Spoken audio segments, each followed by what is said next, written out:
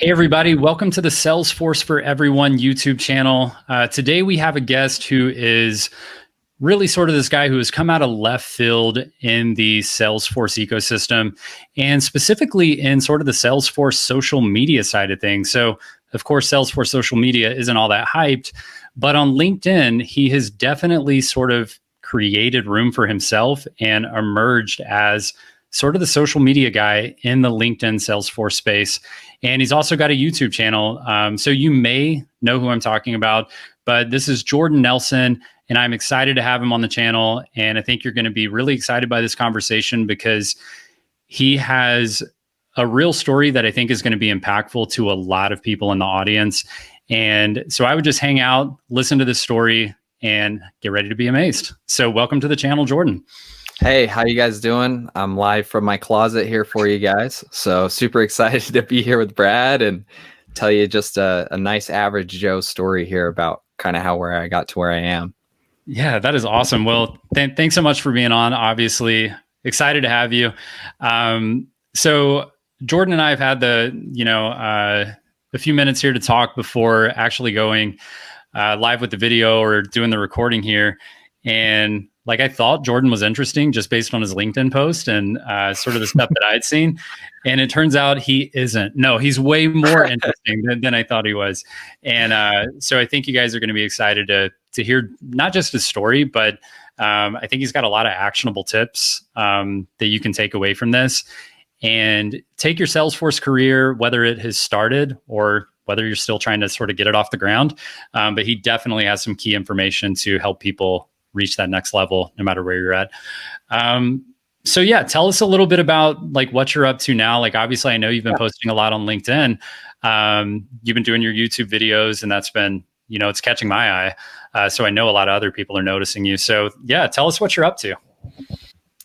Yeah. So as of right now, I'm working for a company called Health Equity. I'm over there. It's not a consulting firm of any sort. They're actually a financial tech company. So I'm in a spot right now. I live out in Utah and live in a city called Lehigh. And if anybody's heard of it, they're kind of blowing up with a nickname called Silicon Slopes, kind of play off of the Silicon Valley out here. But really, it's just a big tech kind of explosion area. So working over there at a financial tech company as a senior Salesforce admin for them. Very cool. So obviously you're in Salesforce. How long have you been working in sort of the Salesforce space? I've been in the Salesforce space roughly about 3 years now. Okay, so about 3 years now. So you got in 3 years ago? So 2017-ish. And what got you into Salesforce? How did you stumble across it? Did you hear about it and make a dedicated effort to be a Salesforce pro? Or, how did you decide Salesforce is the way I'm going to go for the next 3 years of my life?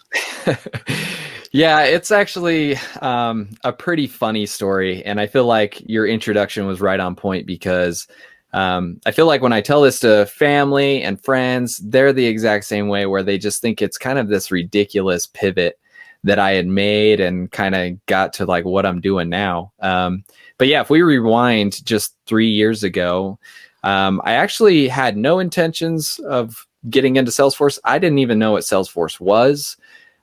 Didn't know that it was a huge company, none of that stuff. So I had no details on really anything of what's Salesforce related that I do now. At the time, 3 years ago, I was kind of doing some school. My parents live out in Houston, Texas. I'm 26 now. I had just decided that right as I was kind of entering into college, that I was going to move back to Utah. So I'm from Utah. We grew up here, but my family had decided to move to Texas for my dad's job. So I decided to move back. And of course, once you get a little bit of freedom at that age, I decided I don't really love this school thing. I don't really want to keep doing it. I had gone long enough to get my associate's degree, and that was kind of it. I just wasn't super interested in doing it. And at about that same time, right as I was transitioning, I've always been really into cars. So I decided that I was going to go ahead and try out a business of my own. So I decided that business was going to be a car wrap company. So I started doing that. I actually started doing that in Texas. My dad was nice enough to let me wrap his truck before I left. Total mess, but really nice of him to let me try. I had started something on Instagram. That's kind of how I started my business. I just decided, I was going to make a company name and, put some posts out there, tell people what I was about, and start off small and just kind of work my way up. So started off just doing little things, logos, badges, eventually got to like full cars. And then it progressed pretty well, I guess you could say. Like I got my own shop. I had some employees. I was doing a lot of it. And all while this is happening, right? Like I still have this mentality from my parents and the safe route and all those things that you always hear your whole life, and especially coming right out of college. I had decided to stop going to school. So my parents were probably a little bit hesitant about that. So the way that I justified it to probably myself as well as to them was like, hey, look, I got this business going. It's going good. And at the same time, I also have the safe route, right? Which is me over at this company. And I was doing like a part-time job, and really how I got into it, it was a company called jet.com. Cool story is that they are no longer funded. They were bought out by Walmart e-commerce. And I think as of this year, they actually said they're done with the Jet brand. But they had just opened up a place here in Utah. I saw it like online, your typical, I'm a college kid, don't really have a ton of skills at this point. So I'm like, yeah, I could go work there, probably get into the call center. So get into the call center, getting $15 an hour.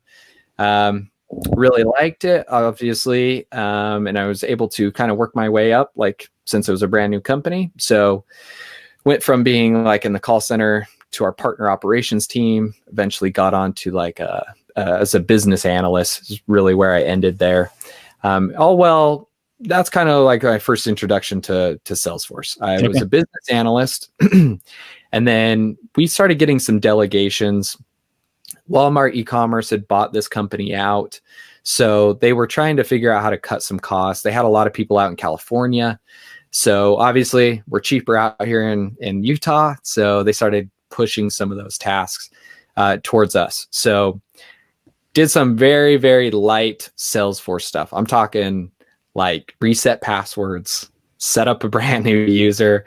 And that's really it, like reporting, that played into what I was doing as a business analyst. But that wasn't like the majority of my time, I would say. I kind of gotten introduced to that. So that's really where I was 3 years ago. I was doing this, car wrap business on the side. Well, I kept my part-time job because I felt like it was a safe route and things along those lines. And so I started kind of moving forward with it, got up in the company, like I just told you, to a business analyst. The whole car wrap thing didn't really pan out the way I expected. I loved cars. I still love cars. But what I did realize, and I felt like took a lot of self-awareness on my part to like let go of the pride after 4 years was, look, man, I'm not really making it happen. Like I'm not great on these finances. I'm not great on scaling it. I'm not great on managing these different people and trying to juggle that with this part-time job that I have, and all that kind of stuff. So that's really when I decided, okay, I'm going to drop this shop, and this Salesforce thing could be cool. There was a guy at the time, we had one of our headquarters out in Hoboken, New Jersey. Okay. He was a Salesforce admin. And we had talked with him quite a few times. He was certified. I had a rough idea of like the money he made, keeping into consideration he's Hoboken, so probably some inflation there from where I'm at. But it was still really good money, obviously, from where I was at. At the time, it's probably around 40K. And I decided, I'm going to drop this, and instead I'm going to go all in on this Salesforce thing. I don't really know what it is, but I'm going to apply for a job as a Salesforce admin and hopefully go from there. So that's kind of brought me to where I'm at now. That was kind of like where I started off. Nice. Okay. So you apply for this job, and what do you think got you that first job? Like, did you have a connection? Like you knew somebody kind of thing? Yeah, good question. And I know nobody likes this answer because it's like a harder one. And It was probably more just luck, to be honest. That's fine. Yeah. I had applied for several positions, turned down for several positions. There was a company here that reached back out. I was able to kind of get through the interviews with them. And it just kind of worked out from there. But it was cold, and I know that doesn't happen often. Yeah, it was a cold one. I would say to anybody listening, the perspective there, though, is keep in mind, I don't have the numbers, but keep in mind, I was also applying for quite a bit. Like I had decided I want to do this, so I don't really care how many times I get rejected. I'm just going to keep applying until I get this job. Yeah. Well, I mean, my first job story is like awful. And it's like, I had just finished college and I wanted to be a high school teacher. I wanted to be a high school teacher and I could not find a job. And I got a job at a bank, working in like operations, and I did not like it at all. And I was there 6 months and I started applying for everything. I mean, I literally went back to my college and interviewed for a position to sit in on seminars and type out what the professor said so that the deaf students had a translation. So that was like, I was applying to go do that, and also happened to apply for a junior Salesforce administrator role, which I knew equally nothing about. And landed the Salesforce admin role. And come to find out, I was actually like fourth in line for the job. And they hired someone else who ended up leaving. Then they hired someone internally who ended up wanting to go back to their other department. And then the third person they wanted to hire had already been hired somewhere else. And then they were like, "Hey, Brad, do you want to do?" And then I was like, yeah, I'll take it. And it worked out. So I was, trust me, I do not have a glamorous first-time job, but I think our stories are going to align to some degree when it comes to getting the first job. And I think you said you were making about $40,000 at your first job. Yes. And I was I mean, you got to keep in mind, we're not talking like, for me, when I tell my story, it's like in 2011, I get my first job and I'm making $36,000. And it's like, well, that's 2011. Well, we can talk about 2017, where you got your first job making $40,000, right? So the numbers for the starting job, you know, are not that different for us. And I think where our stories are going to align are that when we got that first job, we took the opportunity that was in front of us and we moved forward with it. And we didn't sit around and I mean, maybe we had our moments where we thought Salesforce is a lot, or maybe this isn't for me. But at the end of the day, I'm certain that we took the time and the opportunity to, at least I know for myself, to put my head down and say, you know, I'm going to take this opportunity. It's right in front of me. I'm going to lean into it. I'm going to figure out what Salesforce is about. And in 2011, there weren't, 20 different YouTube channels talking about how much people are making as Salesforce admins. There was no trailhead. There was nothing. Like I was studying, like you talk about Quizlet doing flashcards. I had an actual deck of flashcards in my backpack. You were Quizlet. Rubber band. I had my very own portable Quizlet, Right. I was quite literally flipping flashcards at my desk at work. Try to get these, pass these exams. But all of that to say, we all start somewhere. And I think that's great. So from, you tried your own thing and that's perfectly fine. And you had a regular job making $15 an hour. And I think a lot of people can relate to that. And then you pivoted into Salesforce. And I think there are a lot of people who are like, I want to pivot into Salesforce, but I don't have a tech background. Well, hello, like neither did this guy. Like I want to pivot into Salesforce, but I've worked in other technologies. Can I really do it? Like, seriously, you have a background in other technologies and you're not sure you can do it? Like, of course you can do it. Exactly. So I think that should be sort of a takeaway at this moment, is like, if you don't think you can do Salesforce, you've lost your mind. Like, don't count yourself out. At least let Salesforce count you out. Like, I don't know. I could go for days, but No, I totally agree. And to kind of step into that is like, I guess we all kind of do that when we're looking at a new job. I can see the natural tendency to do that, because I would even say probably when I got that $15 an hour job, right? Like in the call center, I'm like, it was an e-commerce company. And I'm like, what do I know about e-commerce? And then when I had started, I felt the same way. Like, man, this is way over my head, and it's $15 an hour, right? It's a starting job. And it felt way over my head, and there was challenges there. So I get the natural tendency, but I 100% agree with you. Like, there's really no excuse really to like look at to say, oh, I should be disqualified because I did this or I did that, because I think that's what my story shows, right? Where it's like, I was wrapping cars. I really didn't have too much passion at the time in this call center, because that was more of like the backup. Like I wanted to go all in on this car thing. So, you know, all my spare time after work wasn't going into Salesforce. It wasn't going into this e-commerce company. It was going into, how do I market? How do I actually wrap cars better? How do I start a business?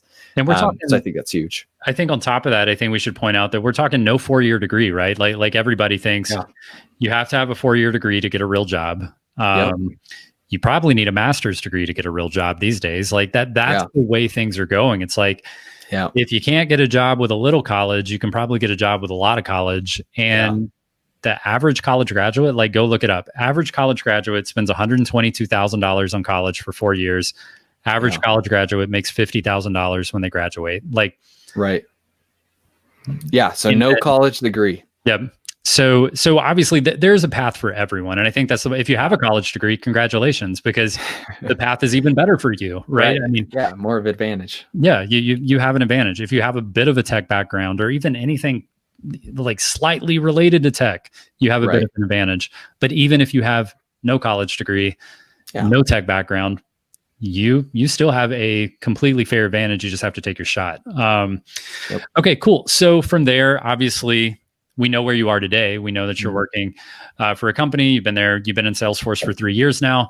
So we know you didn't throw in the towel at any point. So where did your career progress from job number one? And let's talk about sort of how you progressed from where you were 3 years ago to where you are today. So I think picking up kind of where I left off with you guys is, basically I'm at this point in my life. I don't have a degree, as Brad has said here. I have an associate's, whatever that's worth, probably not much, right? So I don't have a bachelor's degree. I tried out this car wrap thing. Doesn't really work out. I'm at a point in my life where kind of need to make some bigger decisions. Reason being, I'm deciding to get married at that point. And the person I was dating, my wife now, she was always super supportive, like never tried to tell me I wasn't going to be the greatest car wrapper out there or West Coast Customs, right? Like if I wanted to do it, she was going to support me. So I want to throw that out there too, that there was no like pressure that way. I could have continued to do that and she would have been fine with me doing that. But at the same time, I was, trying to wake up and smell the roses, I guess you could say, and say like, let's be honest with myself. How's this going? Been doing it 4 years. There's a lot of stuff I don't know. There's a lot of stuff that's not panning out the way I expect. I could maybe stick with it and see how it goes. But it was also with my personality and things that I felt I was not good at with the business was also really taxing and just didn't feel like it was for me. And take that how you want, I guess, people listening. But I think my self-awareness kicked in there of like, let's be honest, do I like or am I good at doing this? Like being an entrepreneur. I think my context to that was I'm a big Gary V kind of guy. I love watching his videos. So at the time, I'm probably crushing it with his videos. Like, getting into this freaking business, right? So I'm hyped on this guy. And I think that's where it kicked in because he would talk a lot about that. And so probably props to him where he would say that often, like, you should not be an entrepreneur because you like who I am as an entrepreneur. You should be a teacher if you like to teach. You should be, whatever it is that you should be based upon your personality, your likes and all that. So not to take too much time on that, but that was kind of the thought process of like moving on. So eventually move on from there, go all in on Salesforce, know this one guy essentially in Hoboken, New Jersey. We weren't close at the time. And I decide to kind of ask him a few things when he would come into town of, certification questions, what he does, how much he gets paid, if he's cool telling me that. Gave me all that information and I, decided to go for it, got the job, moved on from Walmart e-commerce at that time, moved on to my next job. And it happened to be a pretty well-known name in my area, my little ecosystem, which I think really helped as far as reputation goes. So it was sweet that it panned out that way because I really was rejected at quite a few places for just not having the expertise, didn't have a degree, didn't have anything really to showcase that I could do this. But they took a chance on me, and I really appreciated it. And I felt like I did a really good job when I moved in there, because it kicked my butt. When I first moved in, there was a lot of stuff where I was like, oh man, this is not resetting passwords for a living like I thought it was, right? This is so much more of an animal. In fact, they have a whole team built out that I didn't know existed either. So I got in there, and it was great because there was some people that had a lot of experience. Okay. I learned a lot of best practices from these guys. So it really kind of set the cadence, I would say, for me, of like, wow, these people are making a career out of this. This isn't like another, little side job I'm getting. I could actually do this for a while. And then that really changed my mentality, along with not knowing. I would say that I'm a pretty competitive person. So the fact of just maybe not really looking good for myself, like an employer that trusted me and hired me, that's not really on me to be like, oh, well, that's a bummer. Like, I'm not good, like I want to make sure that I'm like doing my part. Like, you hired me for a reason. I want to live up to that expectation, if not more. So I did a lot of trailhead at that point. Did a lot of, training for super badges, trying to get super badges, studying for a certification so I could get my admin one. And then that snowballed into probably what we're going to get into here a little bit later, so I won't jump the gun, but that got into, I would say making a little bit of a name for myself. Okay. Maybe it didn't turn out the way that I think it did. Maybe somebody's going to watch this that I know and tell me that I'm full of it, but I felt like it did. Someone reached out to me for the next position. I went over there, and then same thing happened again to where I'm at today. So I would just say from that point, moving to where I am today, it's been a lot of like living up to those expectations, really putting in the work, really putting in the time to build out a portfolio, if you will, a LinkedIn presence, so that people could find me, because I feel like I'm a good worker, I'm a good employee, and I want to do really good job when I get hired at wherever I'm working. So that's really pushed me where I'm at. That's awesome. So let's sort of just hit the facts. Like, you went first job, 40K. Now, how many jobs have you worked? So how many different Salesforce positions have you held now? 2, 3. This is my fourth, if you include so the very first one. Salesforce position, and we're talking, and so 3 years, 4 positions, right? And if you're not aware, if you're watching this and you're not aware, that's totally normal. So I was like, I think I definitely worked. The longest I'd ever worked at a company was 18 months. I worked at a company for a month one time. I worked at a company for 7 months one time. So as much as you're going to hear that mentality from, especially like people in management or older people and your parents, that they're going to tell you like, you got to be loyal, or people, and that might be true at some companies, but I can tell you in the Salesforce space, the fact of it is you end up job hopping because these companies refuse to give you a raise. You get a raise after a year, and you get like a 5 or 10% raise. And a lot of people consider that good, but in the Salesforce space, it's not.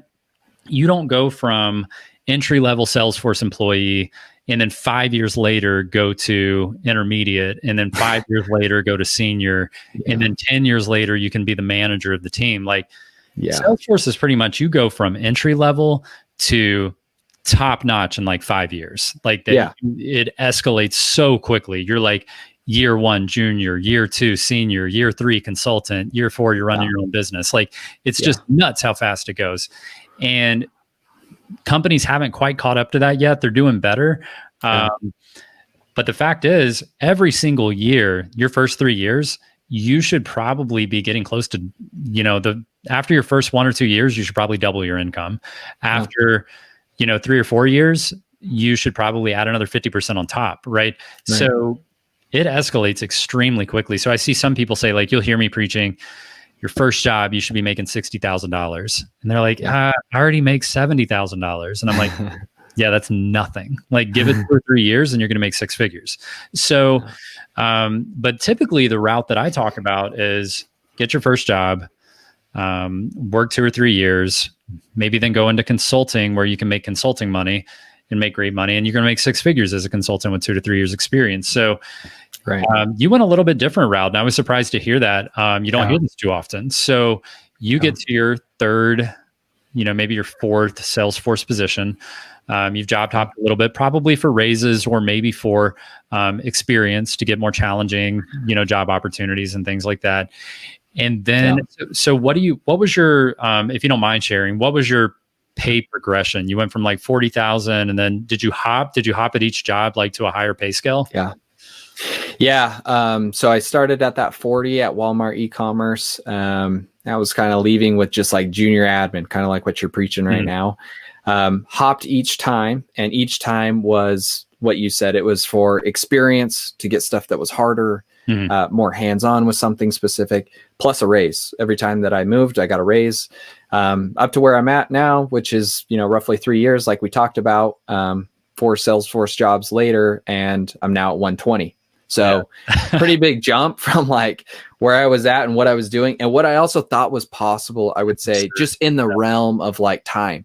Because think about it, like I'm this dude trying to run his own little wrap shop, and whatever that's paying me, it's peanuts, right? Like not really anything. I'm trying to get it off the ground. So I was probably like a lot of people that you've spoken to, when you're talking about money, and you're like, yeah, maybe like 3-4 years from now, I'm going to make 60, and that's going to be awesome. And I'm not knocking on that number at all. That's great money.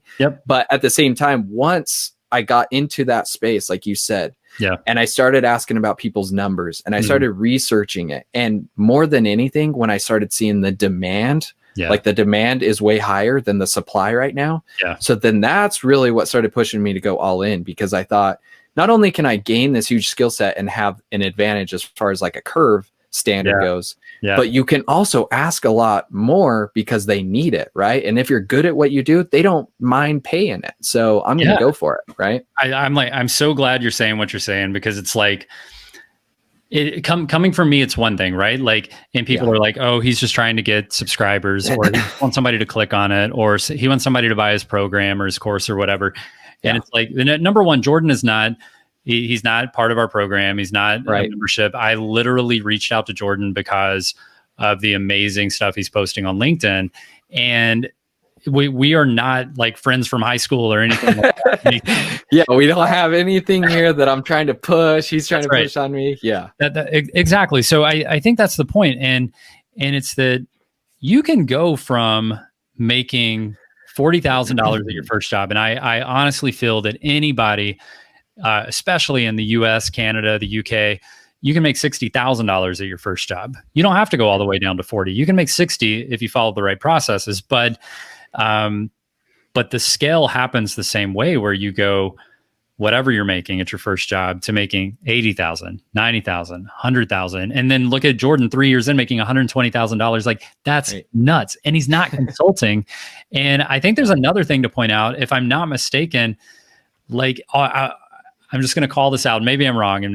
But everybody says, they're like, yeah, there's a little bit of demand for admins, but no one's really hiring admins. And you really need to be a developer to get a job that pays anything or has any demand. And I keep sitting over here sort of in my, behind the scenes in my little world. And I'm going, that's just not what I see. Like, I see people landing admin jobs all the time. I see people adding to, getting developer jobs all the time. And the way I see it is that every single company that has Salesforce needs an admin. Every single company that has Salesforce does not need a developer. So number one, there's that. Now in the consulting world, developers are that they're a little more rare, so they're more in demand. But I just want to sort of like try to annihilate this misconception that are developers more in demand than admins? Yes, I will agree with that. Are there any shortage of admin jobs? No, like both of them are super in demand. Like, stop creating another limiting belief. So I think I've got this right, but you would consider yourself an admin. Like, you're not, you wouldn't call yourself a developer, right? No, not by any stretch. I've done, 2-3 Apex triggers before, or something like that, a couple of Visual Force pages. And I think you bring up an interesting point. Thinking of the company I'm at right now, right? We have a large team. It's a larger company that I work for at this point. And you're exactly right. Like with the developer thing, I think that's right on point. Like, yeah, you probably could get in there. It's niche. You could probably make more. It's more in demand. But to your point, like me just thinking of the current position I'm in, and I don't know the exact numbers, but throwing out numbers, we have like 20 people or something on my team, and it's like 3 people are developers. So you have all these other people that are doing something, admins, senior admins, business analysts. So you have way more of these people, and I've kind of felt the same way. I feel like there are probably great opportunities out there for developers, but I haven't ran into that either. And I've seen a lot of that since being in the Salesforce ecosystem, that they try to kind of push this narrative of like, yeah, they're just not what they used to be with these admin things. And I just haven't seen it either. I haven't ran into that myself. Yeah, that's really interesting. And I've had the same, perception here. And it's like, I can look over here. And even when we talk about money, it's like, there's so many things I hear, and it's like, developers are more in demand than admins. Developers make more than admins, and it's like, so I'll put this link in the description, and I've talked about this before. But Salesforce Ben has a they have a blog they did on average Salesforce salaries in 2020. And if you look at administrators, and I know, and I do somewhat agree that these numbers are a little bit high. I think what they're calling a junior administrator is probably somebody with like 5 years experience or less or something like that. But it's sort of beside the point. The point I'm trying to make is, it says right here that the average Salesforce developer makes about $150,000 a year. Okay. And then the average Salesforce like analyst or administrator or consultant or project manager, all of those make about $130,000 to $140,000 a year. So I agree, developers probably make a little bit more, but we're not talking 30% more, 50% more. We're talking about 2 positions where if you like programming and you think you want to be a developer, go do it. There's demand for it. You can make a little more money. That's perfect. But if you're like, I don't want to do development, I'm scared of it, I don't want to learn a new language, it doesn't make sense to me. I mean, unless you just think making $125K instead of $140K is just like that, you're not going to be able to live the lifestyle you want with that difference, then okay, fine. But let's just say they both get paid really well, especially when you consider we're talking about these numbers with 3 years experience, right? And I had sort of the same experience as you did. I had to go into consulting to see the numbers you did. And after 5 years, so this would be back in 2016, after 5 years, I was making like 110,000, busting it as a consultant.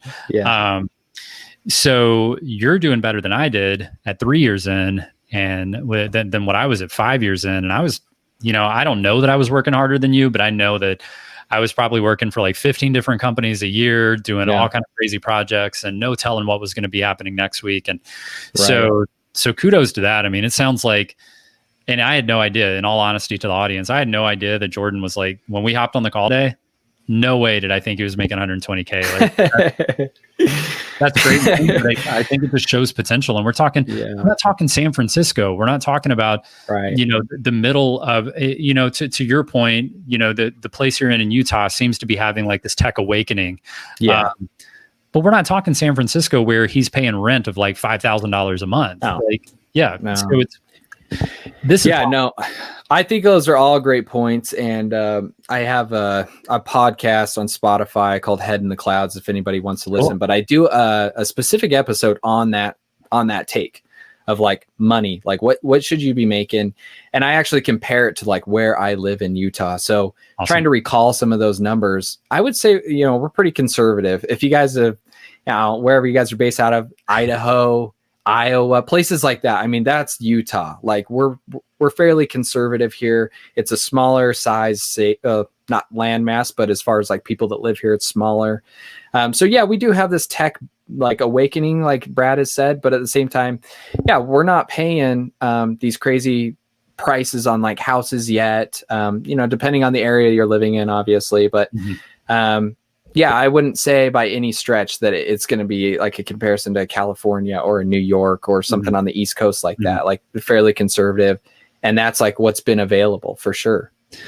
Yeah. Well, that's awesome. So I know we've sort of beat everybody over the head with Number one, take your shot. Like, don't sort of like write off Salesforce because you don't think like you're good enough, or you don't have the background for it, or you don't have the degree for it, or whatever it is. Like, number one, don't write it off because of that. Like, take your shot. Don't count yourself out. But I think I promised you guys on the intro some actionable takeaways, and I want to make sure we don't miss out, because this is a big part of like why I wanted to talk to Jordan specifically. I didn't just want to tell everybody how much money he makes. I think that to encourage you. I think that it should tell you there is not just light at the end of the tunnel. Like, I think there's light at the front of the tunnel. Like, this thing is like, it's bright all the way through. For sure.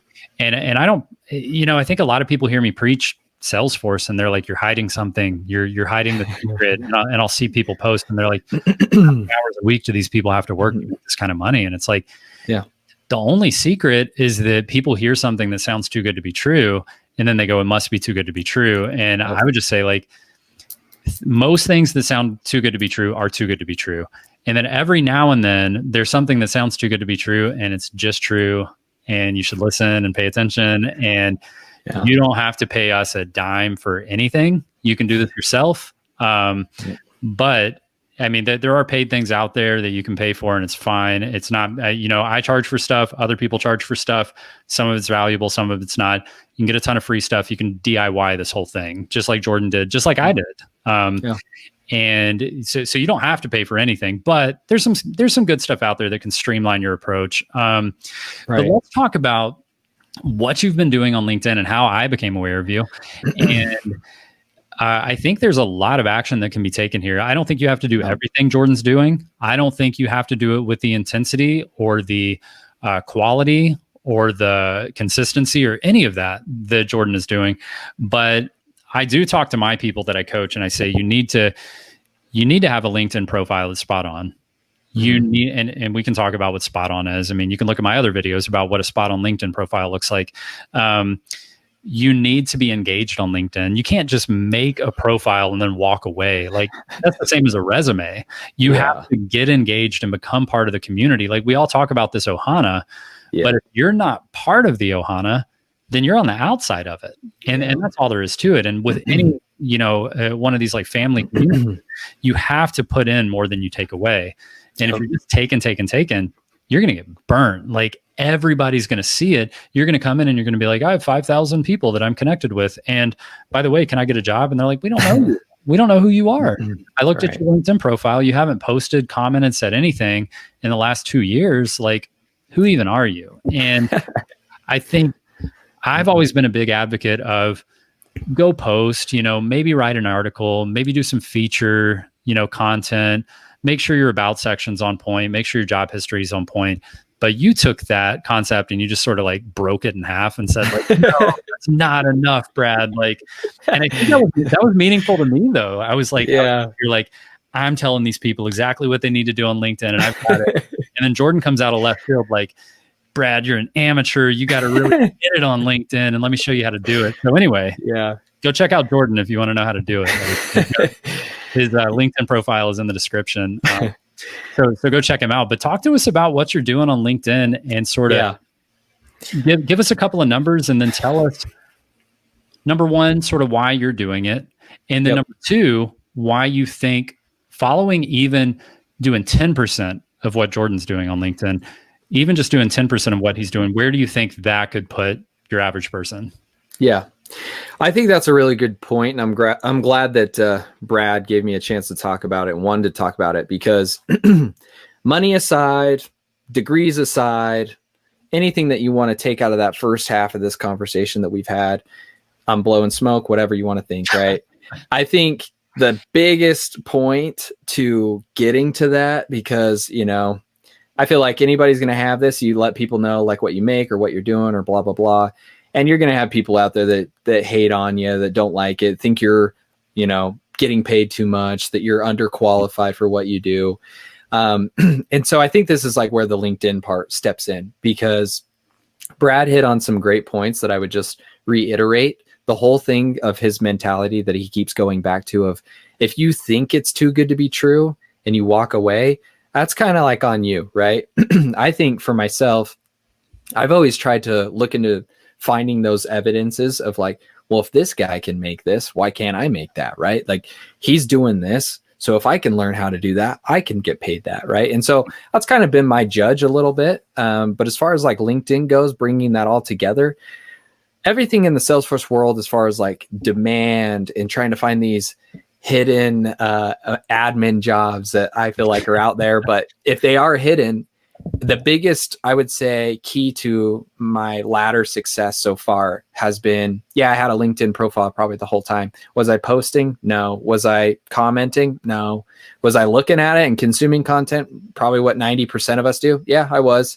And I was probably trying to learn from it and checking out other people and what they were doing to get to where they're at. But yeah, around, I would say July. So it's really only been 2 months. And this is a similar example to like the money thing. I went from, I probably had 1,200 connections, and keep in mind, that's probably 3 or 4 years that I had the profile, right? Basically doing nothing, just connecting with people from these jobs. Around 1,200 people as far as like connections are concerned, to today in literally 2 months, up to 6,500, from 100 people looking at my profile over 90-day period of time to 3,500 as of today. So once again, that's just a testament as far as like how well the platform is working. I think to get into maybe some of the trench stuff, if you guys are interested in this, like I said from the beginning, big Gary Vee guy, big all on that kind of stuff, right? So I try to watch a lot of that. And something I've seen him as well as others hammer home for like the last year is all about like this algorithm that I don't understand on LinkedIn and how it works and how the platform's working, and comparing that to Facebook of 2012, or, just really this huge growth in the platform, I guess is what you could say. So they've really hammered that home, and that was in my head of like why to maybe start doing it, because I saw an opportunity. I've heard about the opportunity. I was seeing people make an opportunity out of it. And so getting back to what we're talking about here, finding a job really and getting paid more than what you get paid, it's going to be real hard to do that, in my opinion, if nobody knows who you are. Like, you could be the best Salesforce person ever that should be a Salesforce MVP every single year, based upon just technical skills and what you know how to do.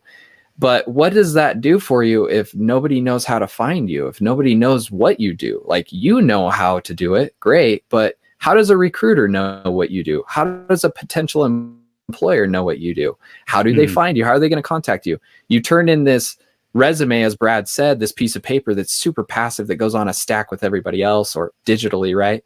And it just doesn't make you stand out. How do you stand out on paper? I feel like that's super hard to do. So LinkedIn has become this thing for me where I just basically decided I'm going to start posting consistently. And the goal at first was 3 times a week. I'm going to figure out all these things that I wish I would have known 3 years ago in Salesforce. I'm going to start posting that because nobody's doing it. So that's my gap. So, okay, even if it's basic, and I think that's what deters a lot of people from that DM me and hit me in the comments, are like, yeah, I wish I could do that, but I'm new or I don't know a lot. And it's like, honestly, if all you know how to do is reset a password or manage users, who's really posting it? I could think of, 5-6 people that I look up to as far as consistent pushing content around Salesforce. Brad's one of them. David Liu's another one. If you haven't heard of him, Dhirender Singh is another one, right? So these other people that I look up to that have blogs, they're easy to find because they post so consistently. So that's what I wanted to do. And I think that has really played into, one, a lot of gratification of like, yeah, it's nice to help people and see them progress. I love that. But let's look at it like a selfish way for a minute. How much easier is that now making it for me to get another job or to have someone come find me, right? They know that I'm posting consistently. They know that I know how to do the job because they see me do a tutorial on it. They can literally go to my blog. They can go to my YouTube site. They can go to my podcast, all these different outlets now. And on my LinkedIn, right? All these featured articles that I've put up, that they can say, oh, we need a guy to do this and we're willing to pay X amount. But I think the big but is for employers is that they don't want to take a risk, right? So, okay, 120 for somebody that may or may not know how to do it and can't step in to do it. Okay, well, that's a pretty big risk, right? Like, why do we want to take that? But if they can look at somebody and say, go look at their blog, go look at their YouTube, look at LinkedIn. They literally post about it every day of how they know how to do this job. We're not taking a risk. He knows how to do it. So it just becomes a no-brainer. So I would just like add on to sum all that stuff up. I know that was a little bit of a rant, but to add on to what we had just talked about, you can be really good at what you do. And I guess the way I think of it is, I can't think of his last name. I think it's Robert Kiyosaki, the guy of Rich Dad, Poor Dad. Yep. He has like a quote out there where basically same thing happened to him. He sold his book. It became a bestseller. Somebody was upset with him because they said it wasn't really written very well. And he just kind of leans back and says, you're right, it wasn't, but it's the best selling, right? Like the end of the day, I sold it better than what you sold your book. And that's what matters at the end of the day. So selling yourself on LinkedIn, selling what you know how to do, that's the end game anyways. So spot on. I mean, that is all spot on. And I think we should point out too, if you just want to share how many Salesforce certifications you currently have. That's why I feel like I get this a lot of just like people talking about, being paid too much or underqualified or blah, blah, blah. But I only have my admin certification, which is what everybody tends to get to play the game. I don't have a college degree. I've only been doing it for 3 years. So I feel like I'm a really good example of people out there that really just want to dive into Salesforce, go all in, learn how to use it, remember it, sell yourself. And I think it takes care of itself. Yeah, I think it's just like you should have a big 1X certified at the front. But, I really should 1X certified on my LinkedIn. I just want to say like number one, like boom, like that's nuts. And it's no surprise though. Like I think people are going to be surprised and they're going to be like, hold on a second, like 3 years, $120,000, one certification, like what gives? And I'll tell you what gives. It's that if you're an employer, to your point, Jordan, if I'm an employer and I'm hiring people, I have been on hiring teams before where we're looking to hire people. And do you know how many people I see that are 2X certified, 3X certified, 10X certified? Seriously, 10X certified all the time. And I can't really tell what they know about Salesforce.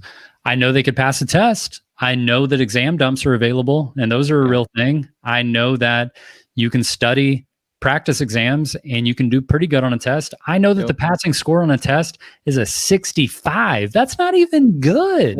That's a D, man. You passed and you're not even good at this. Like, so here's what I always say to people who are like getting ready to pass, try to take an exam. I'm like, if you think you know 50% of the material, you're going to pass because you're going to get a 50 and then you're going to guess on the rest of it and you're going to end up with a 65. You're okay. So the fact is, if you're getting these certifications, I don't care what it's in. If I'm a knowledgeable employer, I'm going, he might know 50% of what that certification covers. And then I can go look at Jordan's LinkedIn profile and I can go, one certification, and I might go, ooh, that's kind of strange, but then I'm going to go, oh, look at all these articles he has. Look at all these. Oh, shoot. He knows all about flows. Oh, he knows that we need to use flows. I've heard flows are popular. Whoa, look at these actual things he's done in the real world with this. Look at what he's done with Sales Cloud. Look at what he's done with it. And you're writing about it and you're telling people about it. I don't need you to have a certification. I don't need you to have 2 or 3 or 10. I know you're good because I can, I don't even need to interview you, For sure. And just to lean in real quick, I don't want to go on a huge spree again here, but to add to that point, I would say, for people listening, it's the same idea. I feel like with like the whole degree, if we're not talking about Salesforce, right? It's like, it gives you an advantage. And I just think Brad has done a great job of like driving home this point so far, but there's so many more routes to get to the same end goal, right? Like my goal, just like your goal listening, was to get a job, to get paid well, to maximize what I could get paid, to learn Salesforce, to be able to utilize it in a good way, to be good for my employer. Like those are all my goals. I chose to go about it a different way. So if that's not you, I guess to the same point that Brad is making, like this fit my narrative because that's the type of person I felt like I am.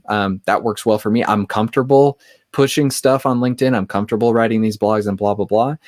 So if you're not going to do that, if you take away listening to me sit here and talk about all about this stuff, and that's not you and not something you want to do, well, then just be prepared. Like Brad has probably taught you guys and showcases in all of his courses, then be prepared to have that 5X, certification. Yeah. Be prepared to have that degree. Be prepared to have X amount of experience, because to me, those things are almost like what a degree is. It's kind of like this checkbox, right? So Brad could then look at you and say, okay, well, yeah, they have 5 certifications. They've got 5 years experience. They've been at these companies.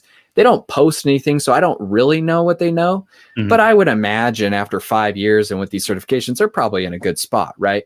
So I just think there's different ways to get to the same result. And this way for me has done that. Like it's kind of taking away those things for me of like, as Brad said, I still think I should probably push myself to get more certifications. All that. I think those are all great.